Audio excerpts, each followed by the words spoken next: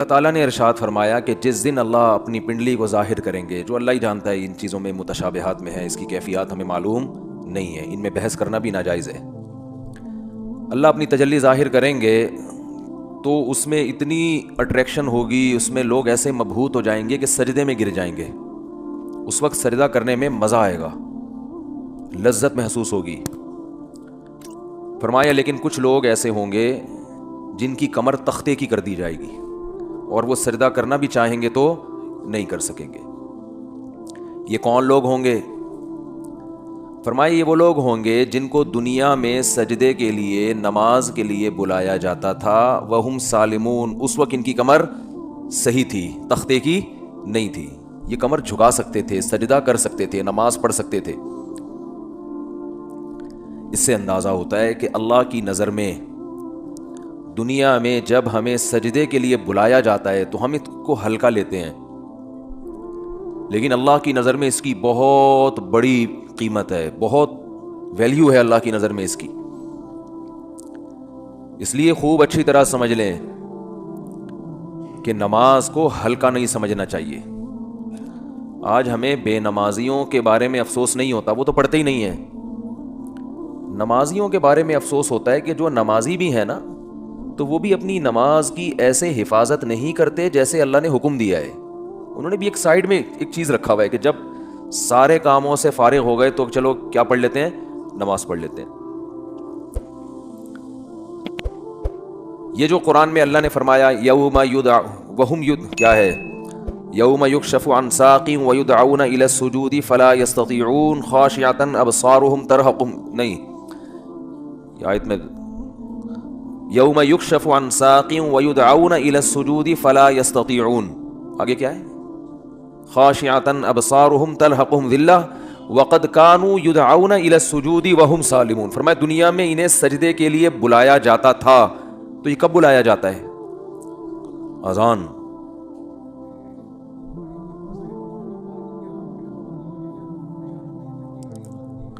بھائی یہ بہت بڑا المیہ ہے یار۔ دیکھو گاڑیاں غلط نہیں پارک کیا کرو۔ میں دیکھتا ہوں یہاں مدرسے کے گیٹ کے آگے کئی بار لوگوں نے گاڑیاں کھڑی کی ہیں۔ اتنی تو انسان میں سینس ہوتی ہے کہ جب گیٹ کھلے گا مدرسے کا تو اندر سے جو گاڑی باہر کیسے نکالے گا؟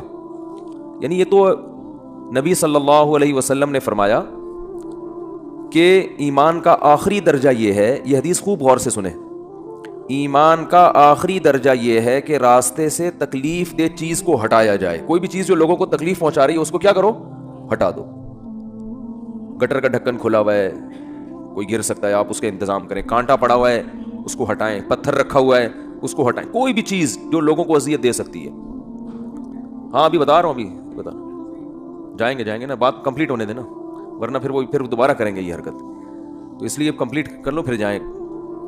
تو راستے میں تکلیف دہ چیز جو نہیں ہٹاتا نا، اس کو نبی نے ایمان سے خارج کیا ہے۔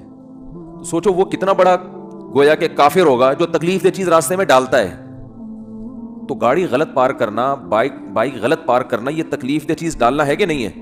کانٹے سے اتنی تکلیف نہیں ہوتی، لوگ اکثر سنبھل کے ہی چل رہے ہوتے ہیں، لیکن گاڑیاں اس طرح روزانہ میرے ساتھ ایسا ہو رہا ہے روزانہ کہ یہاں آپ گلی میں گاڑی موڑنے کی کوشش کرو، نہیں موڑ سکتے۔ کسی نے کارنر پہ گاڑی ایسے کھڑی کی ہوگی کہ گاڑی دوسری گاڑی جو آئے گی ٹرن ہی نہیں ہو سکتی، اور یہ دیندار لوگ زیادہ معذرت کے ساتھ کر رہے ہوتے ہیں۔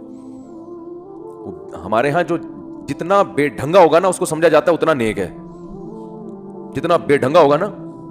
میں جب گیا نا حضرت مفتی رشید احمد صاحب رحمہ اللہ کے پاس، ان کے شاگردوں کے پاس، تو میرے پاس 125 تھی، میں نے دیوار کے ساتھ لگا دی بائک، تو وہ کہیں جھانک رہے تھے، انہوں نے کہا بالکل چپکاؤ۔ میں نے کہا یہ عجیب بات کر رہے ہیں بھائی، راستہ تو ہے نا بھائی، راستہ اتنا تو ہم نے بائک پارک کی ہے کہ راستہ تو ہے۔ انہوں نے کہا نہیں راستہ نہیں، کھلا راستہ ہونا چاہیے لوگوں کے پاس گزرنے کا۔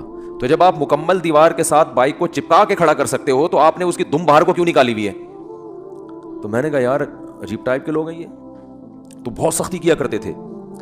تو راستے سے تکلیف دہ چیز جو نہ ہٹائے وہ ایمان سے خارج ہے، تو جو راستے میں تکلیف دہ چیز ڈالے وہ کتنا بڑا بے ایمان ہوگا معذرت کے ساتھ۔ تو ابھی تو آپ لوگوں سے غلطی سے اس لیے میں کہہ رہا ہوں کہ اب جس نے غلط گاڑی پارک کی وہ اٹھے گا ہی نہیں نا ہمیں آپ نے بے ایمان کا فتویٰ لگا دیا۔ تو ہم اچھا گمان رکھتے ہیں آپ نے جان کر نہیں کیا ہوگا، غلطی سے کیا ہوگا، بلکہ آپ نے گاڑی صحیح پارک کی ہوگی یا بائک صحیح پارک کی ہوگی، کسی نے ہٹا دی ہوگی۔ جن نے غلط پارک کی ہے جا کے ذرا گلی کھولے، جا کے اٹھ جائیں، ہم لوگ دیکھ بھی نہیں رہے، آنکھیں بند کر لو بھائی، ہم نہیں دیکھ رہے۔ शाबाश शाबाश। और आइंदा इससे तौबा करें। तो पीछे से तो देख सकते हैं ना। अच्छा, तो बाइकें जो है ना बिल्कुल चिपका के खड़ी किया करें दीवार से, और गाड़ी भी। और गाड़ी तो सामने रोड पे खड़ी करते हैं, अभी कैमरे लगे हुए हैं अल्हम्दुलिल्लाह, चारों तरफ हमने ठीक ठाक सिक्योरिटी का इंतजाम किया हुआ है जो असबाब की दुनिया में।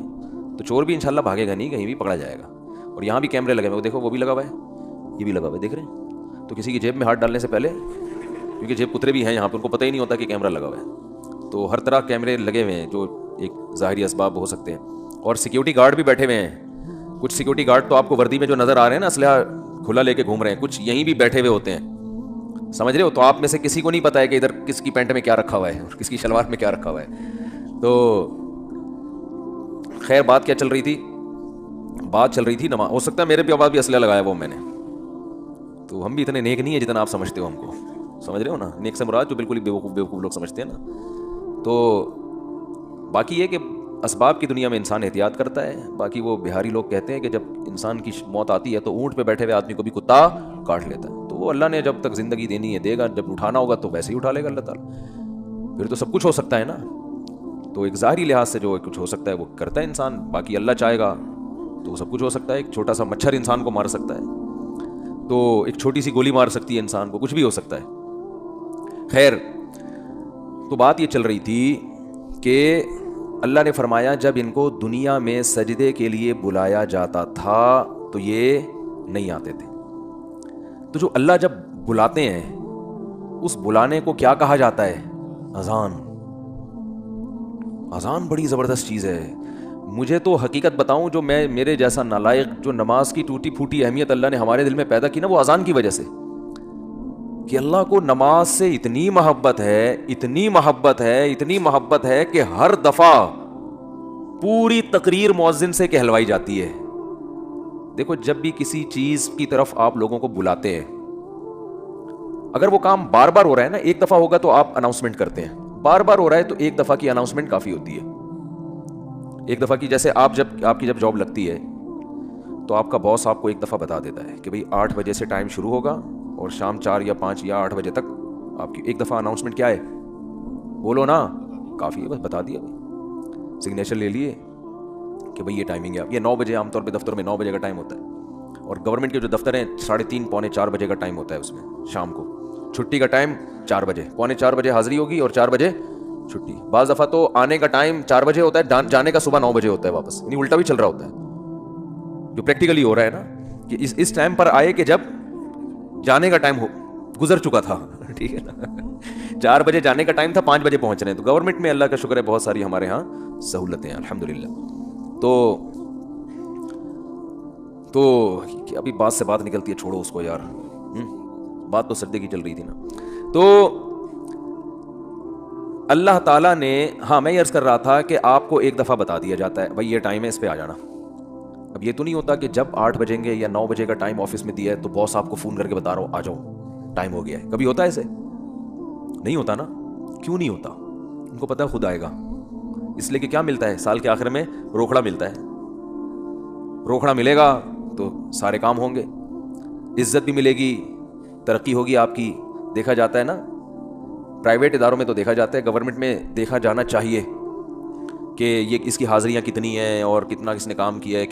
लिहाजा उनको मोटिवेट करने के लिए आपको बार बार अनाउंसमेंट की ज़रूरत नहीं है।